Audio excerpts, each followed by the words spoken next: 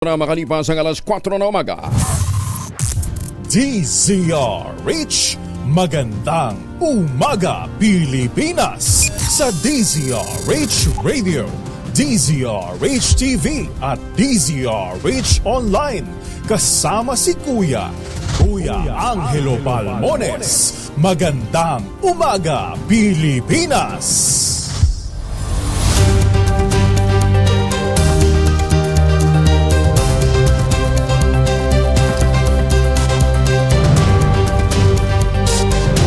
Biyernes na tayo ngayon, 22 ng Marso 2024. Sa ulo ng ating mga balita, Dangerous Heat Index na itala ng Pag-asa sa dalawa pang lugar ng bansa. Department of Justice kinumpirma ang pagkaka-aresto kay dating Congressman Arnie Tevez sa Timor-Leste. Nagugulp lang pala dun. Lahat ng itinayong istruktura sa Chocolate Hills pinadidemolish ng DNR. Gurong nag-viral habang nanenermo ng mga estudyante hindi parurusahan. Pero ang sabi po ni Secretary Inday Sara, kailangang mapagsabihan na cool ka lang kapag mainit ang ulo. Pagka medyo sagara na yung init ng ulo dahil sa makukulit na mga estudyante. Higit 20 NFA official na binawi ang preventive suspension kasama pa rin sa kakasuhan ng ombudsman. 71 katao na lula ng 4 na fishing vessel inaresto sa iligal na pangingisda sa Northern Iloilo.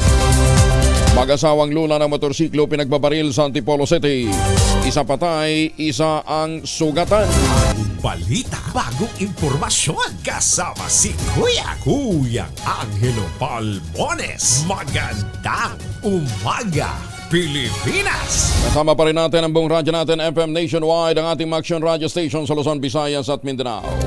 91.7 BNFM Radio sa Cebu at 94.3 FM sa Jensan. 18,000! Ala pa rin nananalo sa mahiwagang tunog, Sabi nga ng iba, mas madali pa yatang manalo sa loto. May tumama na naman ng 23 million. Doon may lotoan. Dito ala. Kailangan galingan nyo. 18,000 ang premyo sa mahiwagang tunog. Sa detalye ng ating mga balita. 2 lugar sa bansa nakapagtala ng mapanganib o dangerous na heat index kahapon. Ito yung La Union at Cotabato City sa Maguindanao. Ayon sa Pag-asa, umabot na ng 46 degrees Celsius ang naramdamang heat index sa nasabing mga lugar na maaaring magresulta ng heat cramps at heat exhaustion. Babala ng Pag-asa heat index na 42 hanggang 51 degrees Celsius ay mapanganib, posibleng mauwi sa heat stroke kung patuloy na may expose sa init ng panahon. Batay sa heat index forecast ng Pag-asa, sa susunod na 2 araw, maaaring maramdaman ang mapanganib na heat index na 46 degrees Celsius sa iba pang bahagi ng bansa. Kabilang pa rin ang La Union. Samantala, maliit lamang ang tsansa na magkaroon ng bagyo o 0 to 1 tropical cyclone sa loob ng PAR ngayong buwan ng Abril. Kaya doon sa mga magsasurfing dyan sa San Juan, San Juan, La Union, kinakailangan dagdagan ho ninyo ang baon ho ninyong sunblock. At alas 10 hanggang mga bandang alas 3:30, iwas muna tayo sa sikat ng araw. 8 hanggang 11 bagyo ang inaasahang pampapasok sa Philippine Area of Responsibility sa nalalabing bahagi ng taon. Ayon sa Pag-asa, isa sa bagyo ay inaasahang papasok ngayong Abril, isa naman hanggang 2 sa buwan ng Mayo, 2 hanggang 3 sa Hulyo at sa Setyembre. Nilinaw naman ang hensya na posibleng madelay ang pag-uumpisa ng tag-ulan ngayon sa gitna ng nade-develop na La Nina, habang nagsimulang humina ang El Nino at posibleng maging ENSO o neutral ang weather condition sa Abril hanggang Mayo. Ang ENSO ay nangangahulugan na walang El Nino o La Nina na umiiral sa bansa. But just the same, magtipid ho tayo ng tubig. Arestado na si dating Negros Oriental Representative Arnie Tevez Jr. sa Dili, Timor-Leste. Ayon sa Department of Justice, pinusasan si Tevez ng Scientific and Criminal Investigation Police habang naglalaro ng golf. Naghahampas lupa sa Top Golf Driving Range and Bar kahapon. Nasa custody na ng Timorese Police si Teves habang tinatrabaho ng mga otoridad ang kanyang extradition pabalik ng Pilipinas. Ayon kay Justice Secretary Boying Rimulya, patunay ang pag-aresto kay Teves ng kapangyarihan ng international cooperation. Malinawan niya itong mensahe na walang terorista ang makalulusot sa hustisya at sa mga bansang nagtutulungan para pangalagaan ang seguridad ng mga mamamayan. Hinimok ng kalihim si Teves na harapin ang pagliliti sa kanya ng walang hinihinging kondisyon. Pinasalamatan naman ni Remulla ang Philippine Law Enforcement Team at International Law Enforcement Partners gaya ng Interpol para maaresto ang umano'y mastermind sa pagpapatumba kay Negros Oriental Governor Roel Degamo. Naniniwala naman na may bahay ng napatay na si Negros Oriental Governor Roel Degamo na malapit ng makamit ang hustisya. Ito'y matapos maaresto si dating Congressman Aaron Teves sa Dili, Timor-Leste kahapon. Sinabi sa DCRH ni Pamplona Mayor Janice Degamo na ikinatutuwa niya at ng mga naulila na siyam na sibilyan kung tuluyan ang mapapanagot si Teves. Nakahanda niya siyang harapin ang dating mambabata sa korte oras na maiuwi ito ng Pilipinas. Talagang parang leap to victory na yan. Sa tingin ko, kung sa 100% siguro nakuha na rin natin yung 30 to 40% niyan na mapapanagot natin siya. At yun naman talaga yung ating pakay na talagang for him to answer to the crimes he committed. So, magkikita tayo. We will be meeting during the hearings and all. Pero yung pinakamahalaga sa amin na talagang mapapanagot sila sa mga ginawa nila. Naniniwala din talaga kami na yung Panginoon na sinasamba namin is a God of justice and hindi siya papayag na hindi managot ang mga may sala. 10 minuto na makalipas ang alas 4 na umaga, natagpo ang patay ang isang lalaki matapos na makuryente sa Rosario, Batangas. Sa ulat ng Rosario Municipal Police Station, kinilala ang nasawi na si Janelle, isang stay-in na mekaniko at residente ng naturang lugar. Ayon sa 49 anyos, nakatrabaho niyang si Manuel Reco, natagpuan na lamang umano si Janelle, nakahandusay sa lupa habang may nakadikit na wire sa tiyan nito. Agad daw niyang pinatay ang electrical breaker at isinugod sa ospital ang katrabaho, ngunit binawian ito ng buhay alas 10:30 ng umaga. Isang barangay captain lamang ang nagsilbing chairperson ng Protected Area Management Board ng aprubahan ng pagpapatayo ng resort sa Chocolate Hills. Ito naman ang nadiskubre ni Interior and Local Government Secretary Benhur Abalos sa kanyang pagbisita sa Bohol at wala umano sa proceedings ang chairman mula sa DENR. Ayon kay Abalos, binubuo dapat ang PAMB ng isang head mula sa DENR, ng gobernador, 3 district representatives, 65 kapitan at mga kinatawan mula sa ibang ahensya. Bukas naman ang DILG chief sa panukalang moratorium sa development ng mga protected area gaya ng Chocolate Hills. Kahapon ho, personal nagtungo si Secretary Abalos dito ho sa may Chocolate Hills para nga po tuluyan ng maipasara itong resort na itinayo sa gitna ng Chocolate Hills. Magandang umaga, Pilipinas! Ay, mga mamis, Laundry Day today. Kunot no ka ba kapag makapit, madikit at malupit ang mantsa? All you need is Pride. Ba't mapahirapan ang self ko sa Pride? Easy at worry-free naman ang laundry. Sa triple stain-away formula, tanggal ang matitinding mantsa based on test sa chocolate, mud and 7-month cotton. Gawa po ito ng ACS. Sa iba pang mga balita, hindi na parurusahan ang guro na nag-viral sa social media matapos na manermon, mambulyaw ng mga estudyante. Ayon kay Vice President at Education Secretary Sara Duterte, napanood niya ang panenermon ng nag-viral na guro at bilang reaksyon, masasabi niyang tao lamang yung teacher. Sinabi pa ng Vice Presidente, lahat naman umaabot sa punto na nagagalit na, lalo na kapag napuprostrate. Kabilang na mga guro na hindi lang naman isang kausap at tinuturuan sa klase. O nga naman, kung kayo ho'y naging teacher, talagang makaka-relate ho dito sa nangyari ho sa kay ma'am. Nilinaw din ni Duterte na kailangang intindihin din ang kalagayan ng mga guro na mahirap talagang humawak ng mahigit sa 45 na mga estudyante. Sa halip na parusahan, sinabi ng Vice Presidente na pagsasabihan na lamang papayuhan ng guro na kumalma kapag nakakaramdam ng galit sa mga estudyante. Nagrepond ang ilang paaralan na umano'y may irregularidad sa implementasyon ng IGASPE o voucher program ng DepEd.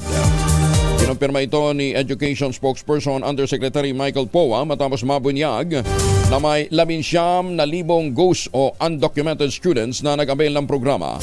Ayon kay Poa, may naghihintay na parusa sa mga paaralan na mapapatunayang guilty gaya ng suspension ng lisensya at pagbawi ng kanilang permit.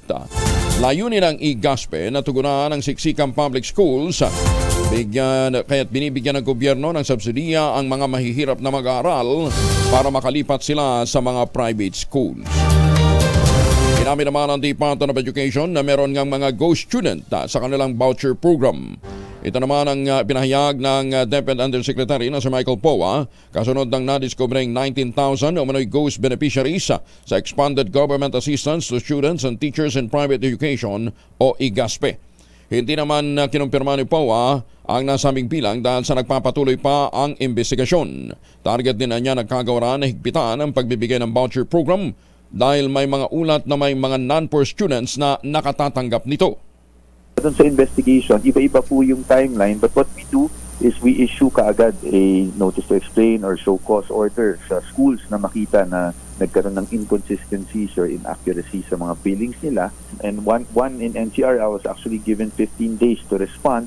So after nun, dire-diretso naman po yung investigation. And then pagdating sa guidelines, I think ang na-mention kahapon ng ating nag-head ng GASO office is by October, meron ng revised guidelines para dito nang sa ganun we can put in additional control. Samantala, muli namang nabulabog ang Claret School ng Quezon City sa natanggap nitong isa na namang bomb threat kahapon. Agad ay nilikas sa mga estudyante sa Immaculate Heart of Mary Parish Ground at nagdeklara ng class suspension dakong alas 10:30 na umaga upang mapauwi na ang mga mag-aaral. Ayon naman sa Bureau of Fire Protection, natanggap nilang report alas 7:35 na umaga na umano'y may bomba sa eskwelahan sa kahabaan ng Mahinhin Street, UP Village, Quezon City. Makaraang halughugin ng otoridad ng lugar na kumpirmang hoax lamang ito. Walang bomba sa paligid ng paaralan. Ito lamang Lunes, pinagbantaan din ng isang bomb threat ang Claret School at napilitan suspindihin ang klase at pauwiin ang mga estudyante. Dito sa mga walang magawang gumagawa nitong mga pananakot na mga pambobomba. Nakakalusot kayo pero tandaan nyo may karma. Bahala si Lord sa inyo. The Philippine League of Government and Private Midwives will celebrate its 25th National General Assembly with a theme embracing the silver lining of midwifery profession. Rise up, look forward, shine. Gaganapin po yan April 23 to 25. Itong kasalukuyan sa SMX Convention Center sa Davao City. Para po sa karagdagang impormasyon, inaanyayahan ho ang lahat ng mga miyembro ng PLG-PMI. Tumawag sa 0915-855-1119. Magandang umaga sa lahat ho ng ating mga suking kumadrona. Kumusta na po kayo, ha? Ay mga misi, sa amoy araw masimuso pag-uwi galing ng eskwela may dahil yan sa germ sa katawan nila para labanan ang amoy araw at amoy pawis gumamit ng Shield Bath Soap regularly. Unbeatable ang Shield sa paglaban sa germs versus another brand by Shea Butter, pampalambot ng kuti sa presyong abot kaya 12.50 SRP.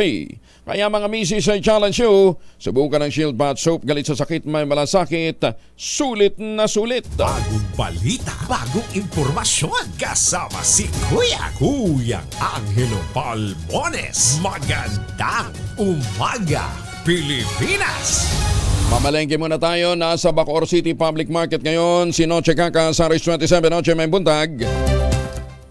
Maayong buntag, Kuya Angel. Ngayong Friday morning. Thank God it's Friday. Ngayon ang presyo ng mga ilang bilihin dito sa Bacoor City Public Market. Ang sibuyas sa pula, Kuya Angel, stable pa rin ang presyo. Nasa 70 pa rin ang kilo. Ang patatas naman 100. Kamatis sa 45, bawang 140 ang kilo, ang carrots 90, bell pepper 200 ang kilo, talong 85, siling verde 100, pipino 110, sayote 30, luya 110, siling labuyo 140, at ang bagyo bean 85 ang kilo. Puntahan naman natin yung karne. Tulad ng baboy, Kuyang Angel, 300 ang kilo. Ang manok naman, 160, habang ang baka, yung laman, nakapako pa rin sa 420 ang kilo.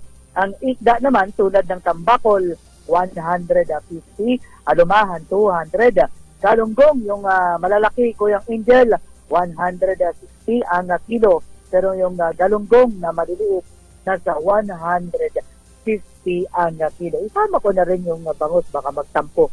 180 ang kilo. Yan ang presyo ngayong Friday morning dito sa Bacoor City Public Market. Mula sa Nanan sa Pilipinas, DCRH. Ako sinutsikakasultuloy sa pagbabalita, tuloy-tuloy sa serbisyo. Sama-sama tayo, Pilipino. Dagang salamat, Noche. Pagka nakikita ho naman ninyong medyo mura naman ho yung bilihin, yung pinanda ho ng mga magsasaka, wag na ho ninyong tawaran, ginano nyo yung presyo dito ho sa Metro Manila, sagad to the bones. Bagong balita, bagong impormasyon, kasama si Kuyang Angelo Palmones. Magandang umaga, Pilipinas! At saan man po ang lakad natin, huwag kalimutan, magbaon po ng Family Alcohol Protection ng Pamilya laban sa mikrobyo. Dalawang formulation ng Family Alcohol na pwede nating pagpilian, lalong-lalo na yung mga manggagaling sa palengke. Yung Family 70% isopropyl alcohol, especially prepared for clinics, hospital, pharmacies, laboratories, pero okay na okay din po yan sa mga households. Very effective sa disinfection at sterilization. Ganyan ang bagsik ng Family 70% isopropyl alcohol. Maghapon man natin gamitin, no problem. Hindi po manunuyo ang ating mga kamay dahil meron po naman itong moisturizer. Yun namang mabangong Family Rabi Compound Improved Alcohol, ayan ho yung mabangong isopropyl alcohol. Ginagamit ho yan ng mga masahista, mga barbero, mga doktor, mga nurse, mga kumadrona for sponge bathing and other cleansing purposes. Family Rabi Alcohol parang DCRH book na sa mahabang panahon. Mabibili sa namang butik at convenience stores nationwide. Family Rabi Alcohol, hindi lang pampamilya, pang sports pa. Showbiz muna tayo. Aba, si Vice Ganda, todo na pasasalamat sa pagkupkup sa kanila ng 7. Detalye ng balita mula kay Morley Alinio. Morley, good morning. Gising na ang showbiz! Rampa na Pilipinas! Good morning, Kuya Angel. Well, maging si Vice Ganda ay hindi makapaniwala sa sitwasyon ng mga nangyayari ngayon na kung saan ang dating kalaban nilang istasyon noong buhay pa o nariyan pa ang ABS-CBN ay siyang istasyon na paglalabasan ngayon ng It's Showtime na magsisimula na sa April 6. Well, ang It's Showtime nga ang kapalit na ng nawalang programang tahanang pinakamasaya. Malaki ang pagpapasalamat at tinatanaw na utang na loob nitong si Vice Ganda kasama na ang kanyang grupo. Dahil sa totoo lang, sa kabila ng wala na silang mother network ay ume-ere pa sila. Isang makasaysayan, isang iconic na ayon kay Vice Ganda ay kasaysayang hindi malilimutan sa kwento ng mga telebisyon. Yan ang ating DZRH Showbiz Hottest News. Ito po ang inyong RH47, Morley Alinio. Tuloy-tuloy sa pagbabalita, tuloy-tuloy sa serbisyo. Sama-sama tayo, Pilipino. Babu! Magandang umaga, Pilipinas! Maraming salamat, Morley.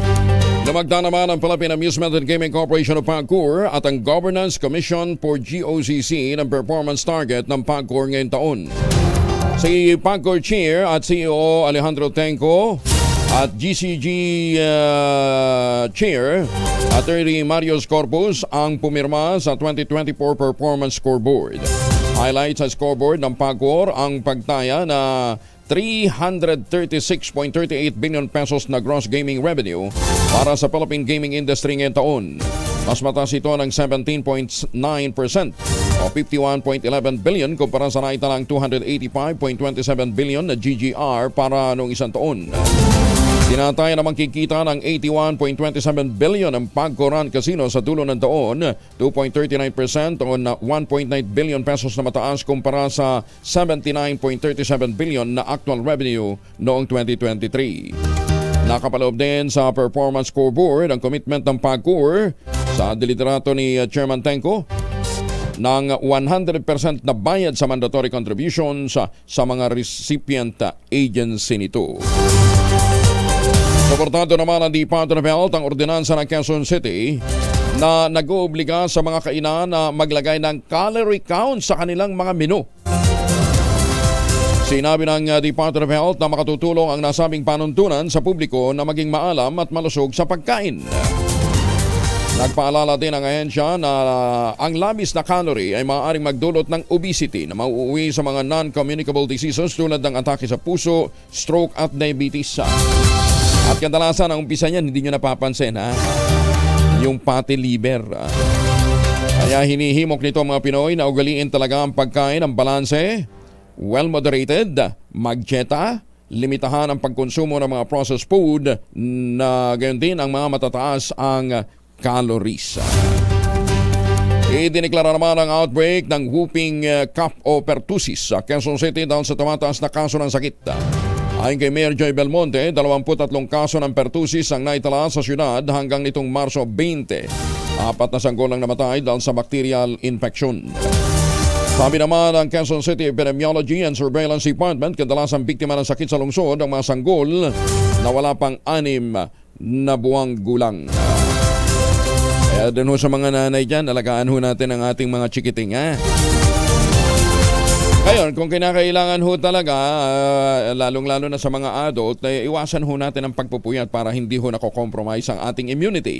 At para mapalusog din po ang ating immunity ng ating katawan, mag-Ultabayo. Ang Ultabayo po ang kauna-unahang postbiotic food supplement na nirekomenda ho ng mga doktor rehistrado sa Food and Drug Administration. Ano nga bang ginagawa ho ng Ultabayo? Tinutulungan po ang katawan na ma-achieve yung lalim ho ng tulog na kinakailangan para maitaboy yung mga toksin habang nagpapahinga ang ating katawan. Gumagana yung utak pero nagpapahinga yung katawan. Itinataboy ho yung mga toksin sa ating katawan. Nang sa ngayon, pagkagising ho natin, may bago tayong sigla. Ayan, para recharge na recharge.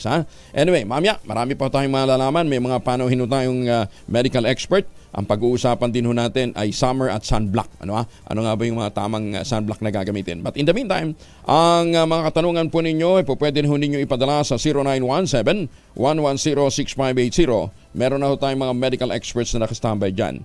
Ang Ultabayo po ay mabibili sa Lazada, Shopee at sa Mercury Drug Stores, Mesco Drug, Pasmed Pharmacy, John's Pharmacy at Curamed.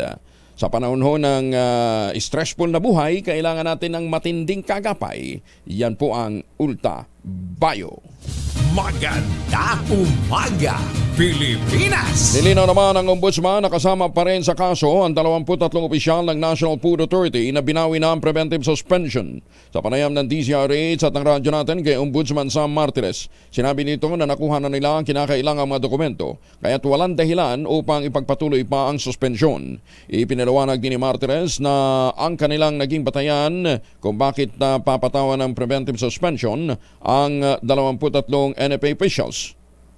So, ngayon, wala na kami nakikita doon sa 23 na para matamper yung document kasi nakuha namin yung kailangan namin. We do not think they will create or they will commit further malfeasance or misfeasance in office. So, nirecommend ng mga investigador na i-lift yung preventive suspension. Pero kasama pa rin sila sa kaso. Ayun.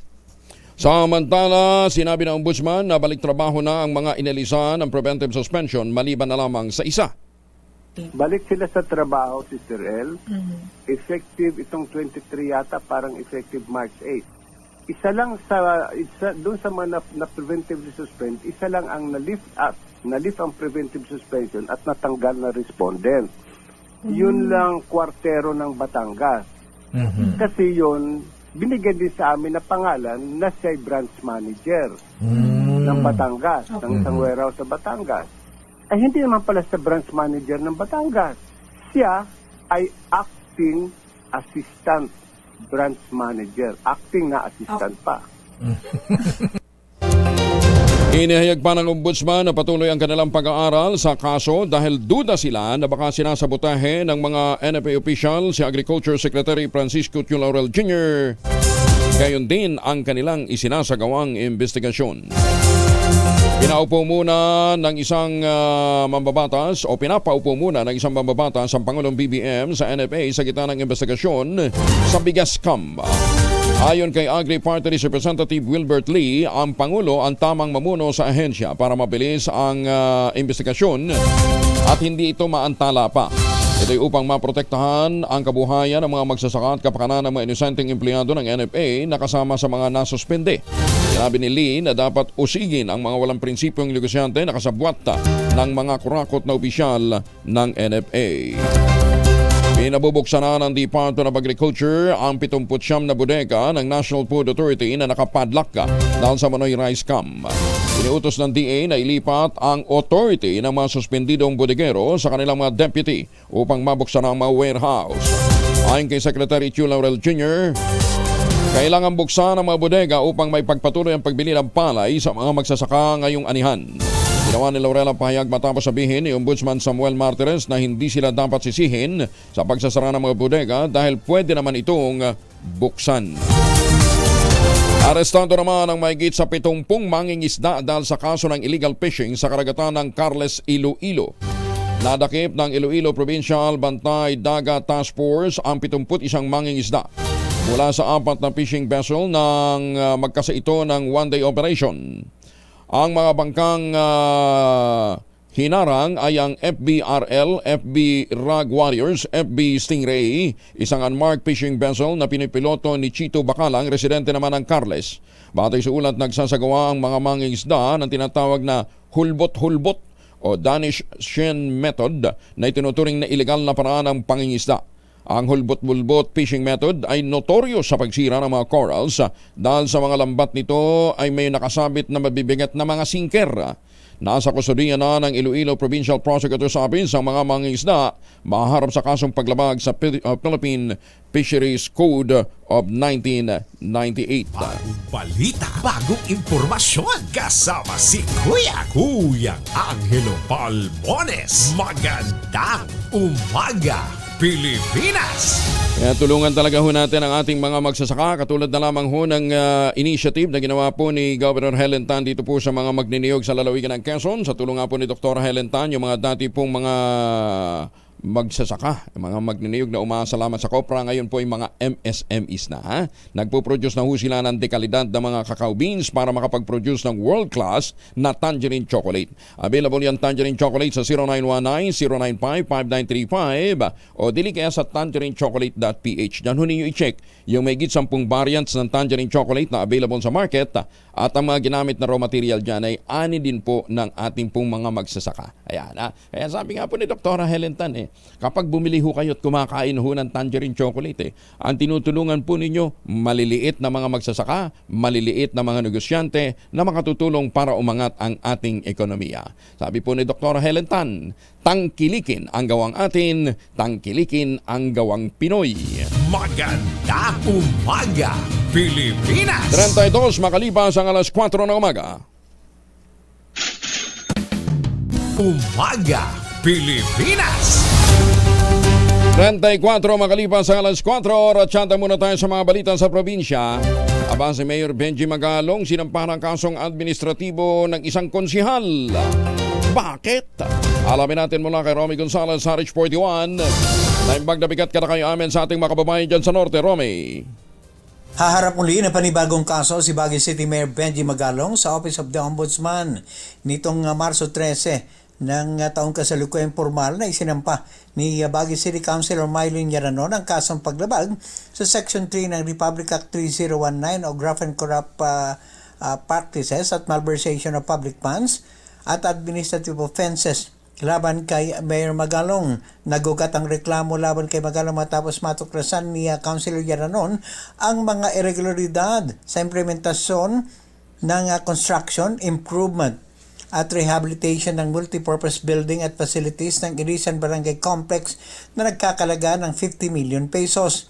Ang proyekto ay pinatupad sa pamagitan ng isang Memorandum of Agreement sa pagitan ng City Government of Baguio na kinatawan ni Mayor Magalong at ang DPWH Cordillera. Kaugnay nito, hiniling ng complainant na habang inimbestigahan ang reklamo ay may sa ilalim sa preventive suspension si Mayor Benji Magalong alinsunod sa Section 9 ng Rules of Procedures ng Office of the Ombudsman. Ito na ang pangalawang kaso na isinampa ni Councilor Iranon laban kay Mayor Magalong sa Office of the Ombudsman. Mula sa kauna-unahan sa Pilipinas, DZRH, ito si Romy Gonzales, tuloy-tuloy sa pagbabalita, tuloy-tuloy sa serbisyo, sama-sama tayo, Pilipino. Maraming salamat, Romy.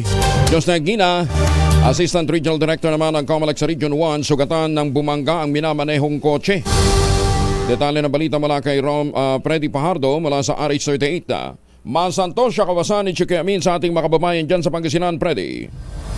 Kasalukuyang inoobserbahan pa sa paggamutan sa lungsod ng Dagupan ng Assistant Regional Director ng Commission on Election of COMELEC Region 1 na si Atty. Freddy Valarbar at Presidente ng San Fabian, Pangasinan matapos itong masangkot sa aksidente sa bayan ng Aguo sa lalawigan ng La Union na ito'y nakuha sa CCTV na nag-viral na ngayon sa social media. Naganap ang aksidente sa National Highway ng nasabing bayan kung saan napunta sa linya ng kasalubong na basang kotse na minamaniho ng opisyal. Ayon sa kanyang may bahay na si Atty. Jane Balarbar, dahil dito nagtamo ng malubhang sugat sa iba't ibang bahagi ng katawan ng kanyang mister na agad naman ito'y naisugod sa paggamutan na patuloy pang inoobserbahan matapos itong maoperahan. Ang driver at konduktor at 2 pasahero ng bus ay hindi naman nasaktan. Dagdag pa ni Atty. Jane, galing sa official trip sa Cebu si Atty. Reddy, nakauwi lamang sa kanilang tahanan na makatanggap ng tawag na kailangan siyang mag-report sa kanilang tanggapan na nagkataon naman na may trangkaso ang kanilang driver. At dahil sa tawag ng tungkulin, si Atty. Reddy na lang ang nagmaneho ng kanilang sasakyan na posibleng dahil sa pagod sa biyahe ay nakatulog ito habang nagmamaneho. Mula sa Aksyon Radyo Pangasinan, ito si Freddy Fajardo, tuloy-tuloy sa pagbabalita, tuloy-tuloy sa serbisyo, sama-sama tayo, Pilipino. Ako, nakatulog habang nagmamaneho. Sus, may kaya pagka hindi ho na kaya ng katawan, wag na muna, ha? Ay, no. 5 legislative district na ang pinapangalagaan ngayon ni House Speaker Martin Romualdez. Ito ay nang may talaga rin siyang caretaker sa unang distrito ng Palawan matapos sa makabilang buhay si Congressman Edgardo Salvame.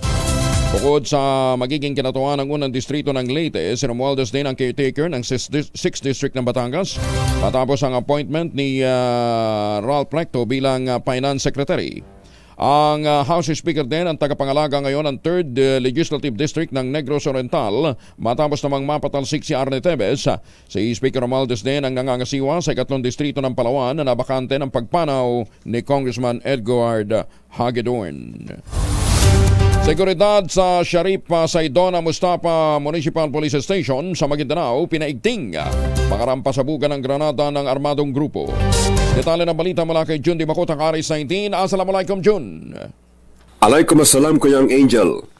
Nananatiling nasa high alert status ang kapulisan ng Sharif Saidona Municipal Police Station makaraang pasabugan ng granada nitong March 16, 2024 na mga hindi pa nakikilalang armadong grupo. Sa impormasyon mula sa ProBar Information Office, personal na nagsagawa ng ocular visit at inspection, si ProBar Regional Director Police Brigadier General Alan Nobleza sa area nang naka-full battle gear habang nagsasagawa ng pursuit operation sa mga tauhan. Wala namang iniulat na nasaktan sa nasabing harassment attack sa Sharif Saidona Police Station at mas pinatindi na sa ngayon ang intelligence gathering at nag-increase pa ng security measures sa AOR upang hindi na masundan pa ang insidente. Habang abala din ang 6th First Infantry Brigade sa ikinakasang combat military operation sa area ng SPMS Bax kung saan nasa loob nito ang bayan ng Sharif Saidona Mustafa. So far, ligtas namang dumadaan ang mga motorista na gumagamit sa rutang Cotabato via Maguindanao del Norte, del Sur, Jensan and vice versa. Mula sa kaunahan sa Pilipinas, DZRH, ako si RH19, Jun Di Makutak, tuloy-tuloy sa pagbabalita, tuloy-tuloy na serbisyo, sama-sama tayo Pilipino. Maraming salamat, Jun Sokran. Pahingagan sa mga tigpaminaw na ito dara sa Sultan Kudarata. At sa mga nakatutok ho sa atin sa Midsayap, sa Kabakan, sa Kidapawan City, Napatay naman sa sagupaan ang NPA remnant ng Northern Samar. Pero ito binigyan daw po ng maayos na libing.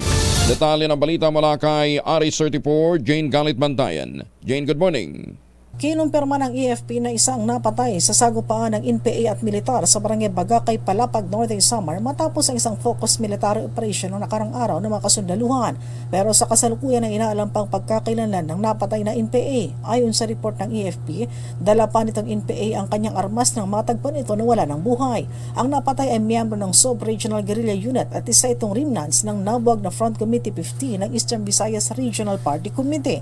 Maliban sa pagkakadiskubre ng hideout ng nasabing mga New People's Army ay nakumpiska ang mga high-powered firearms, medical paraphernalias at mga subversibong dokumento. Nagpahayag naman ang militar na bibigyan ng tulong para sa libing ang napatay na miyembro ng NPA.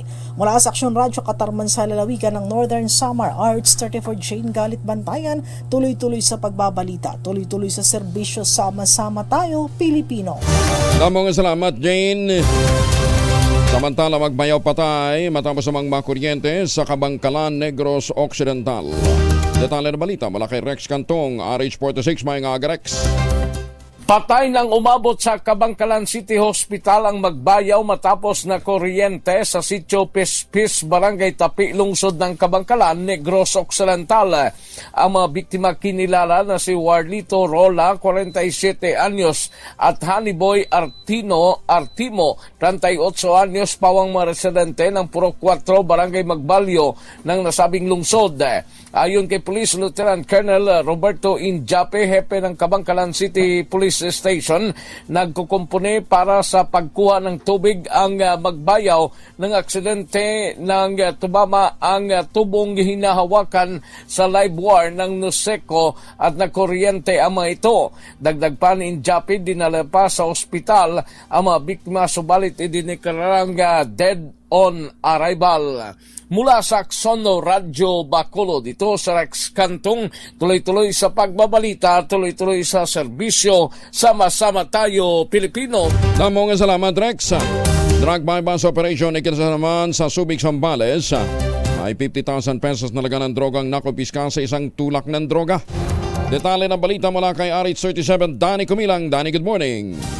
Nasa 50,000 piso na halaga ng droga ang matagumpay na nakumpiska sa ikinasang drug bypass operation sa isang tulak ng droga sa Barangay Kalapandayan, Subic, Zambales. Sa ulat mula kay Police Lieutenant Colonel Romel Geneblaso, Chief of Police ng Subic PNP, nakatanggap sila ng impormasyon hinggil sa illegal na gawain ng isang drug suspect sa lugar. Kaya agad bumuo ng operasyon at ng positibong makabili ng shabu. Ang nagpanggap na pusor buyer na pulis ay dito na nila ito dinakma at pinusasan. Siyam na pakete na shabu ang malinaw na nakumpiska na nasa 7.3 gramo na nagkakalaga ang kabuuan nito sa 50,000 piso.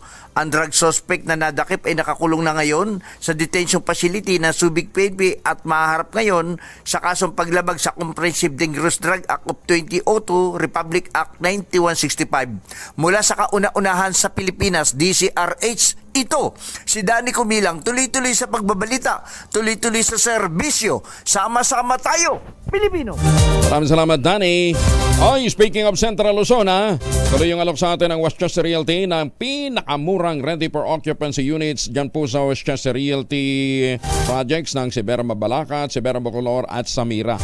Abay, mantakin ho ninyo, 5% down payment na nga, pwede pang gives.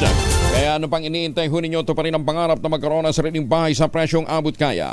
Makipag-ugnayan po sa 0996-501-5555 at 0947-434-5555. Napakagandang proyekto po nito dahil 7 days after take-out ng Pag-ibig Housing Loan, pwede ka nang maglipat bahay agad. Pwede mo nang parentahan agad.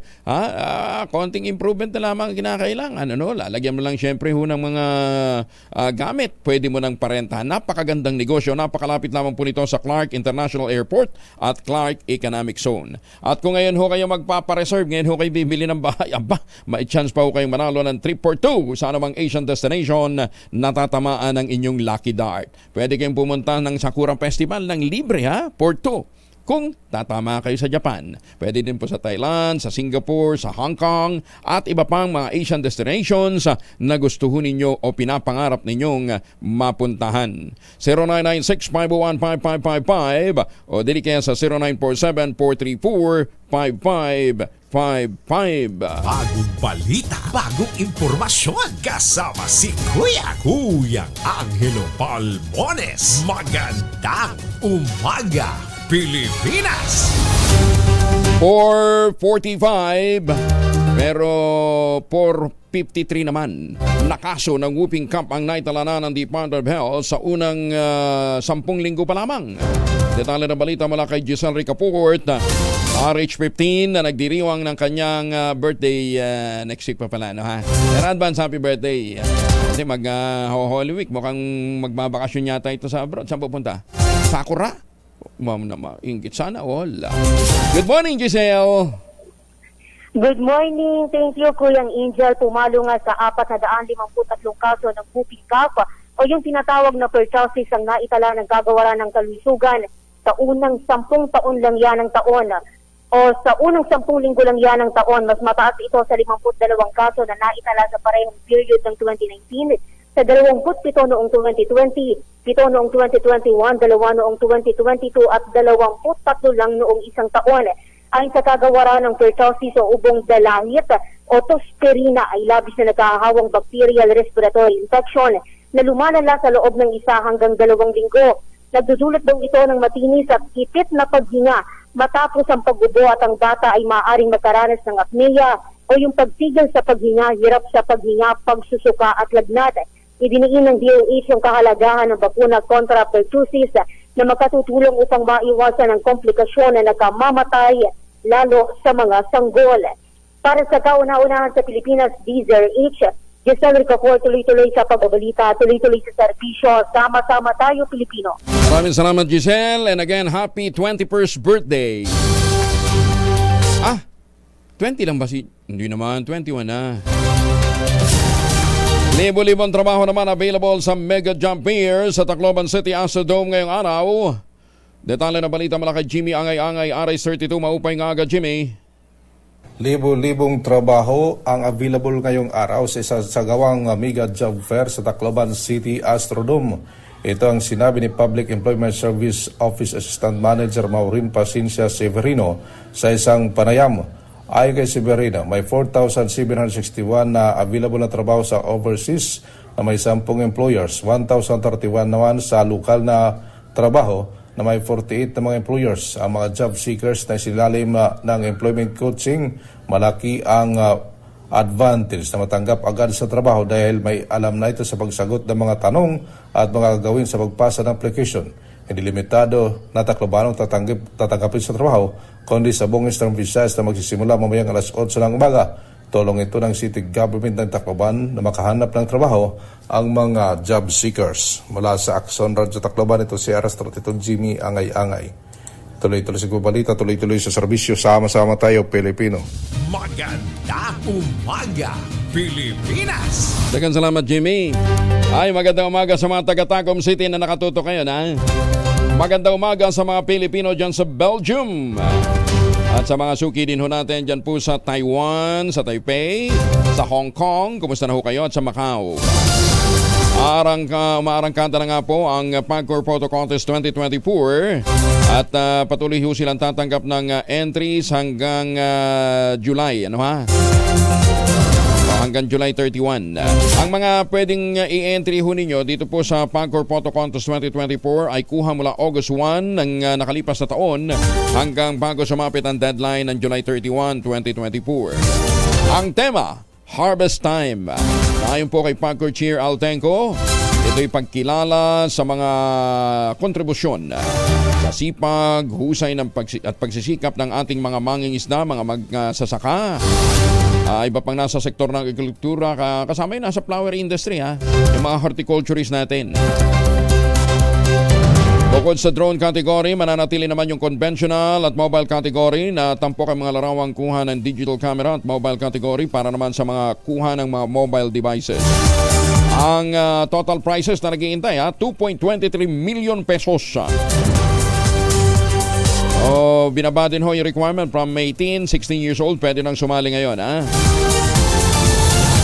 Ang lahat ng mga entries ay kinakailangan maipadala sa PAGCOR sa July 31, 2024. Para po sa karagdagang detalye, tungkol po sa PAGCOR Photo Contest 2024, i-check ho ninyo ang website na www.pagcor.ph.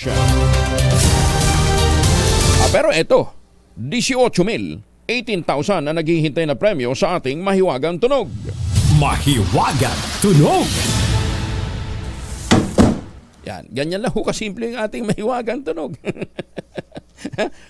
Hanggang ngayon hindi pa mahulaan. Ibinigay na nga natin yung clue. Ang inyo pong masagot ipadala po ninyo sa 0919-282-6485. Sundin ang tamang format ng pagte-text: empty space, name slash, address slash, contact number slash, at ang inyong sagot. Isang beses lamang po maaaring mag-text sa ating text line gamit ang inyong mobile number. Ang clue daw, ulitin na natin. Ang clue,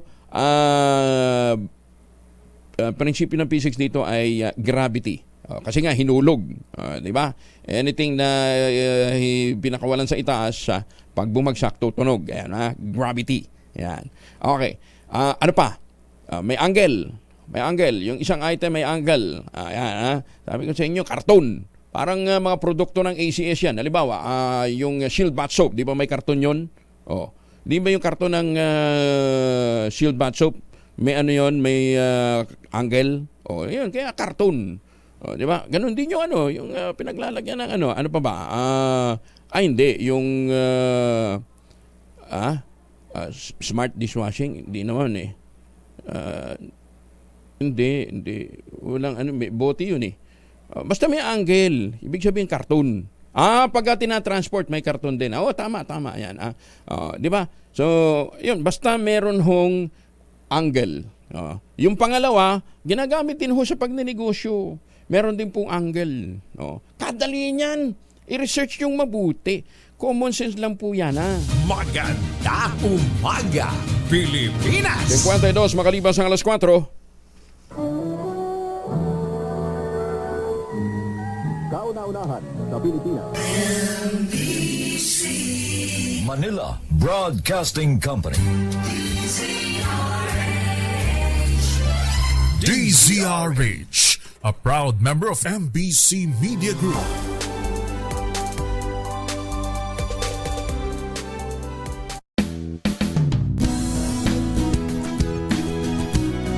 Pinas!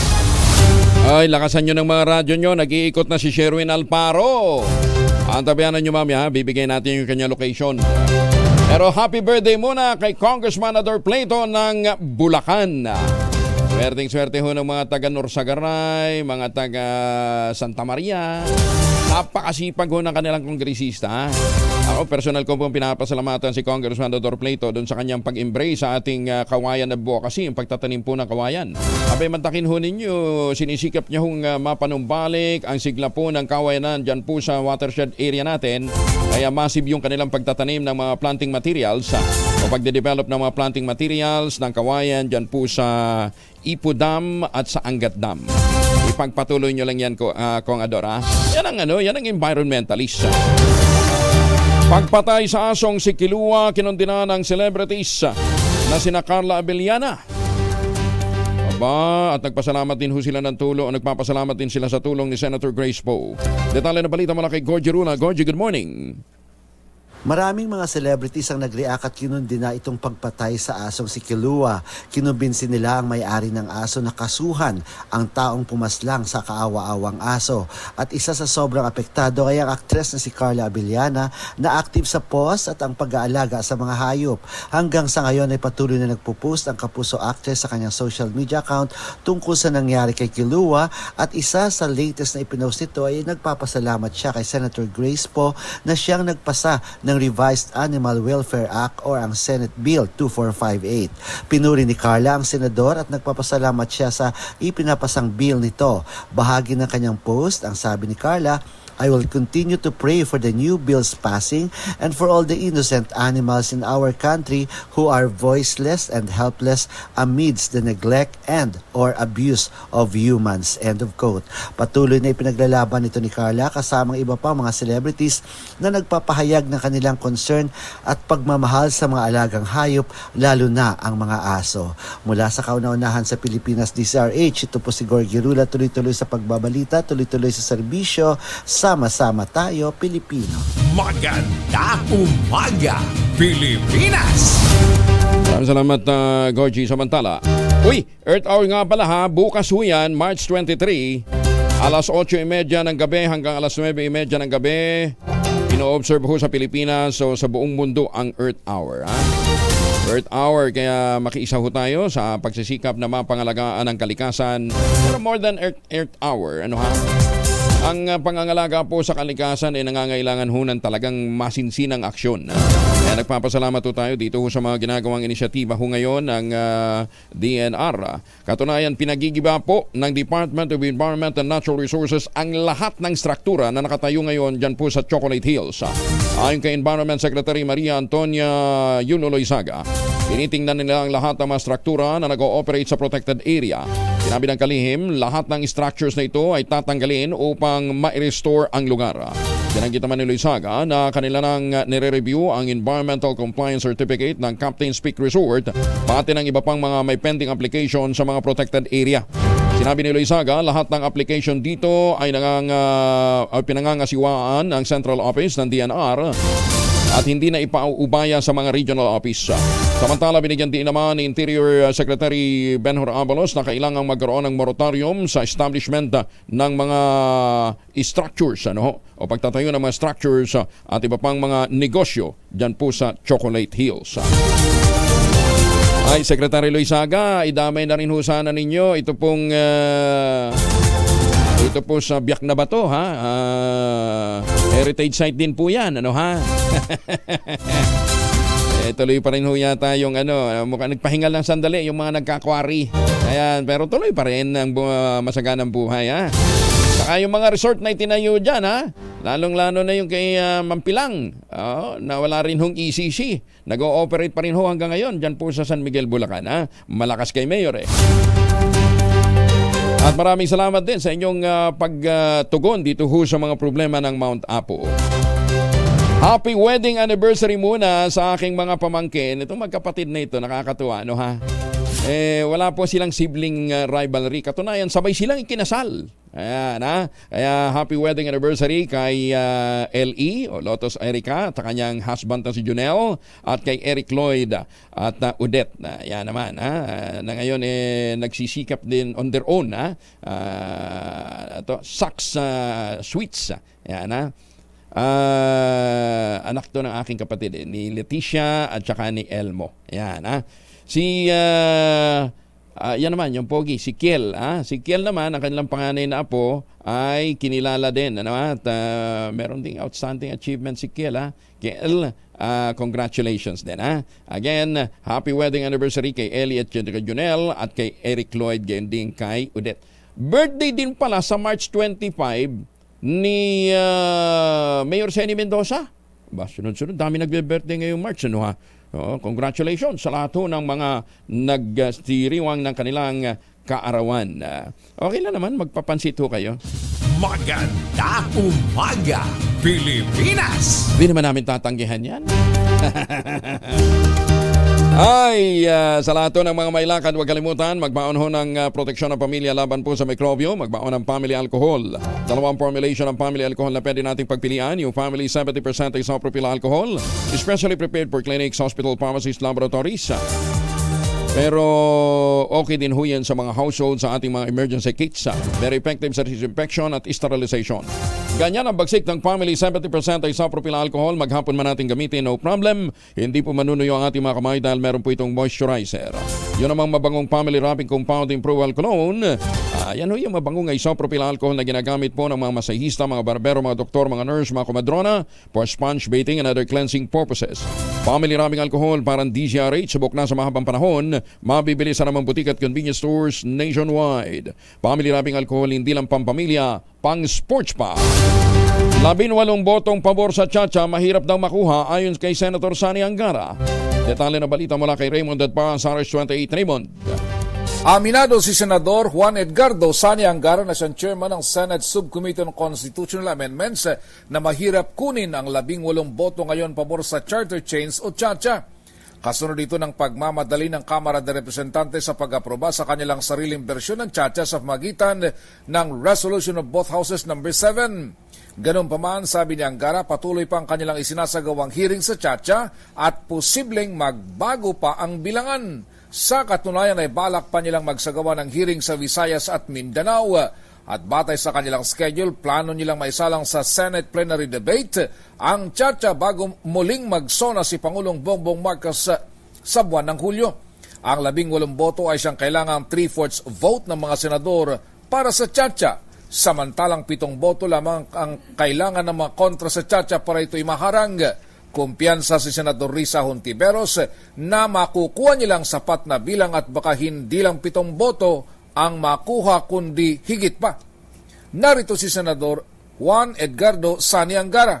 Kami dito sa Senado medyo pa rin, challenge makuha yung 18 boto but ganun pa man, nag-hearing pa naman kami. So patuloy yung mga hearings namin and hopefully yung original target na dalhin sa plenary before magsona si Presidente at yung palitan. So, Para sa kauna-unahan sa Pilipinas, DZRH, ito si Raymond Dadpas, tuloy-tuloy sa pagbabalita, tuloy-tuloy sa serbisyo, sama-sama tayo, Pilipino. Maganda umaga, Pilipinas! Maraming salamat, Raymond. Oy, magandang umaga din sa mga suki natin dyan sa Fair Cargo Assessment Composite Office, ha? Sa Port of Naiya. Magandang umaga po kay District Collector Attorney Yasmin Mapa. Mga masisipag na mga magagaling mga taga Bureau of Customs yan, ha? At saka sa Special Deputy Collector niyang si Dr. Yeye Manawis. Ayan, magandang umaga ho sa mga taga Bureau of Customs. Isang paralisadong lalaki ang nakapaglalaro na ng online chess sa pamamagitan lamang ng kanyang isip.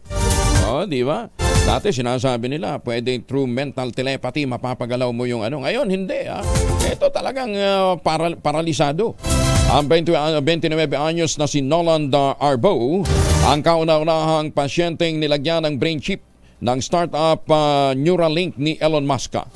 Nagagawa ni Arbo na kontrolin ang cursor ng computer o ng keyboard gamit ang kanyang utak lamang para makapaglaro online. Nakakonekta lamang wirelessly ang computer sa Neuralink chip na gumagana ang telepathy ng pasyente. Paralisado ang balikat ni Arbo, walang pakiramdam ang kanyang katawan kabilang ang braso at binti. Matapos masangkot sa aksidente, 8 taon na ang nakakalipas. Ayan, ha? Kaya meron na daw pong hope yung mga paralisadong tao kapag nalagyan ng katulad na chip. Di ba? Kagaling, ha? Nabunyag naman sa pagdinig ng Senate Committee on Electoral Reforms ni Senator Amy Marcos na pasuna ang lisensya ng local partner ng South Korean firm na Miro Systems.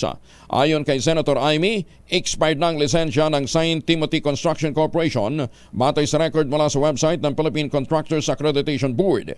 Kinikwestiyon din ni Senator Marcos kung bakit biglang lobo sa 3.6 billion pesos ang assets ng kumpanya mula sa 14 million lamang noong 2022. Ang problema ko rito, di ba construction company nga siya. Ngayon, may nagsabi sa amin, di ba yung contracting company, meron niyang lisensya. Ngayon, nung chinek namin sa PICAB online, regular license online, ang laki-laki doon, expired ang kontrata at lisensya nitong contracting company. Was it renewed? Does anybody know why are we awarding to an expired contracting company? In 2014, yung St. Timothy, yung capital niya, nasa 11 million lang. So, hindi mo talaga tatakbuhan siya para mangutang o magbigay ng financial capacity sa isang joint venture.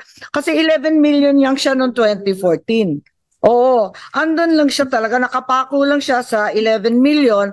Pagkatapos, ang nangyari niyan, in 2022, in the span of 8 years, biglang yung assets umabot na ng 3.6 billion and the revenues reached 7+ billion. Tataka din ang presidential sister kung bakit napasama sa election contract ang isang construction company. Kinikusyon din sa hearing kung ano ang ugnay ng St. Timothy Construction sa St. Gerard Construction General Contractor and Development Corporation na naka-blacklist din sa Department of Public Works and Highways.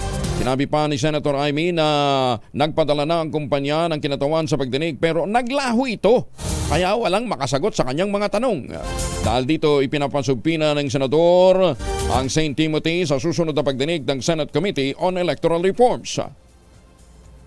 Perhaps Chairman George Garcia as well as Commissioner Bulay and those in charge of finance, the Bids and Awards Committee, perhaps we can get your assistance on St. Timothy, its papers, its owners, its financial history, and apparently its contracting history as well. Sana sumipot naman sila kasi nahirapan tayong lahat. Yes, Madam Chair, we are going to submit to the committee all the documents that we have. Ang St. Timothy Center Point Solutions Technologies at Integrated Computer Systems ang nakakuha ng 18 billion pesos na kontrata para sa 2025 elections. 8 minuto na makalipas ang alas 5 ng umaga. Kasama na natin ngayon si Attorney Ran Mendoza ng Theoxis Health Ventures. Bago ho siya naging abogado, magaling po itong medical practitioner bilang isa pong pharmacist. Ano ha? Dahil, di ba, ngayong panahon ho ng tag-init, ang sinasabi, mag-sunblock. Ano ha? Ano bang tamang gamit ng sunblock? At yung bang mga nabibili nating sunblock, ito toong nakaka-block ho. Ano ha? Alamin ho natin sa eksperto. Ano ha? Attorney Ran, magandang umaga po sa inyo. Kamusta na ho kayo? Ay, naka-mute yata si Attorney Ran. Attorney Ran? I'm here. Ayan. Narinig na kayo. Attorney Ran. Alam ko nasa tabing dagat ka ngayon eh.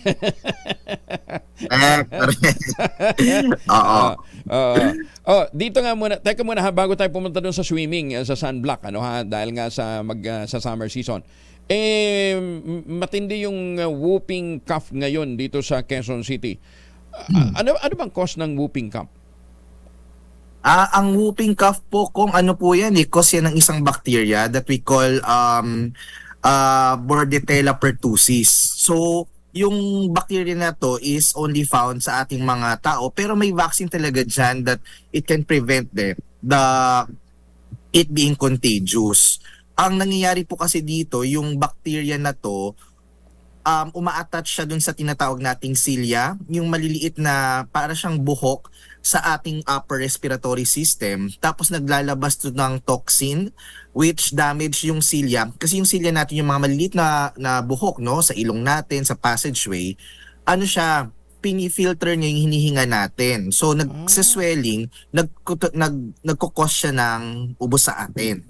Ganun ba yun? Ibig sabihin yung palang balahibo sa ilong, pagka hindi naman masyadong destructive, huwag mong gugupitin?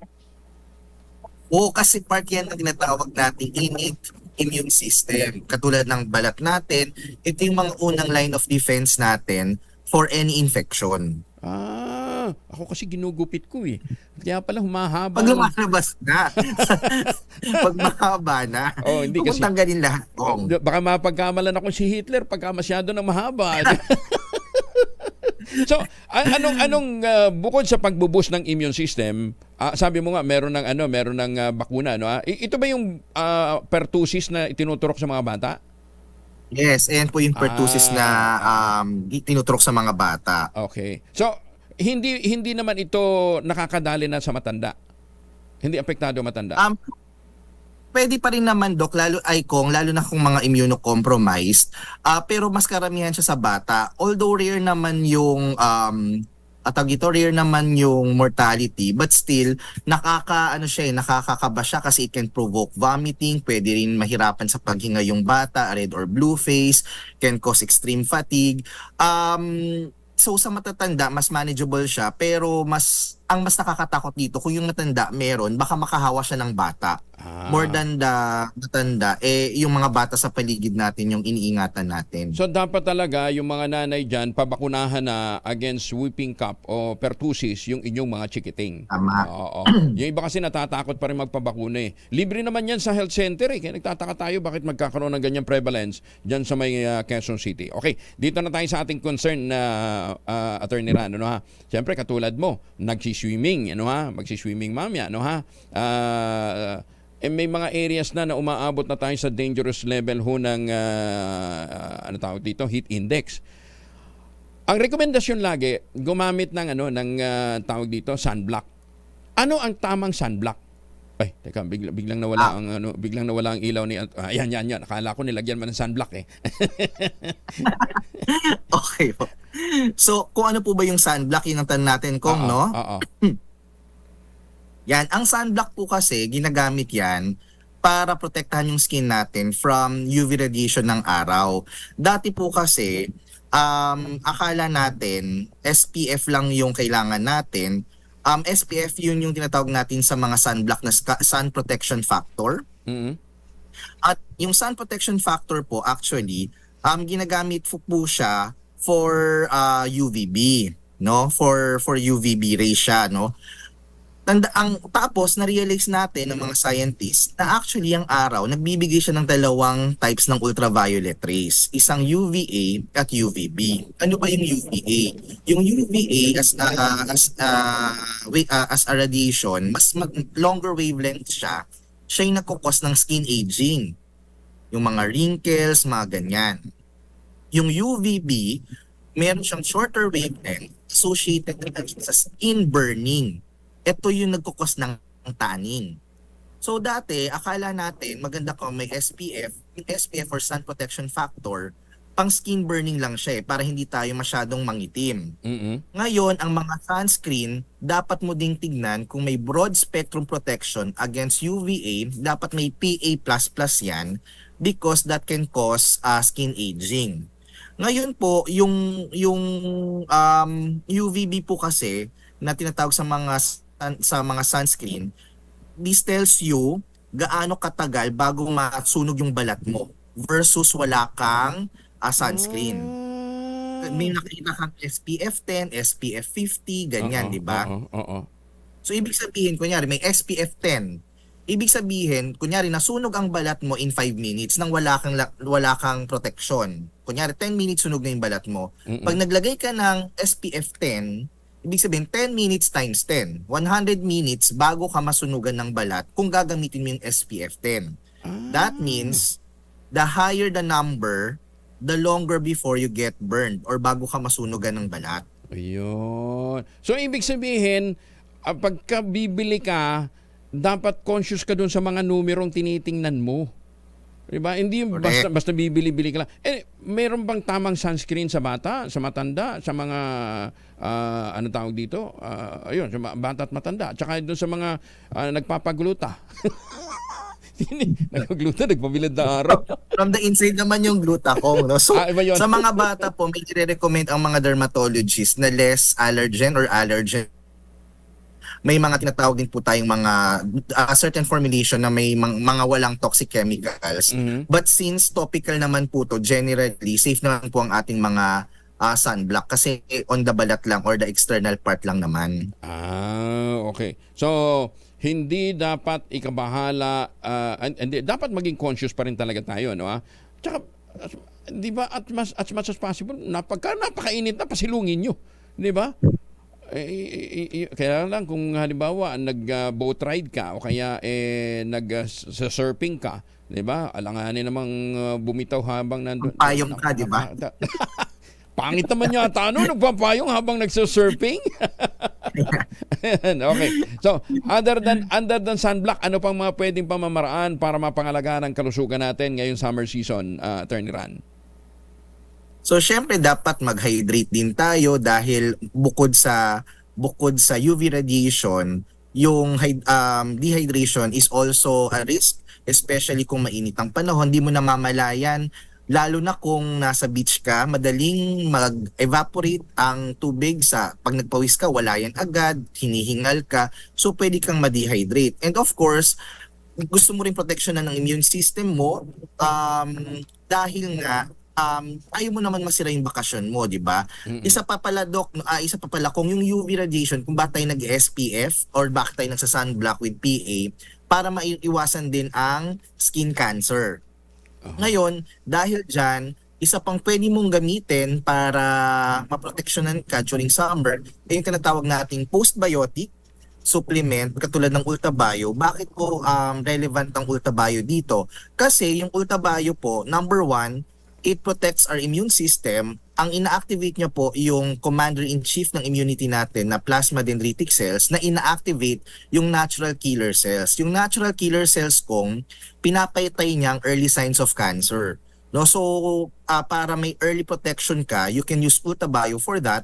And of course, dahil nga 4 na types of immune cells bukod sa natural killer cells, ina-activate natin ang cytotoxic T cells, T lymphocytes, tsaka B cells, protected ka during the bakasyon, pwedeng hindi ka mahawa, kung meron ka mga katabi dyan na may whooping cough, at least mas protected ka dahil meron kang stronger immune system at hindi madadali ang bakasyon mo. Ayun. So, bago pa man magbakasyon, uminom na ng mag-take na kayo ng Ultabio, ano ha? Oo. Ang problema nga, hindi pa rin pwede sa bata, Attorney Ran On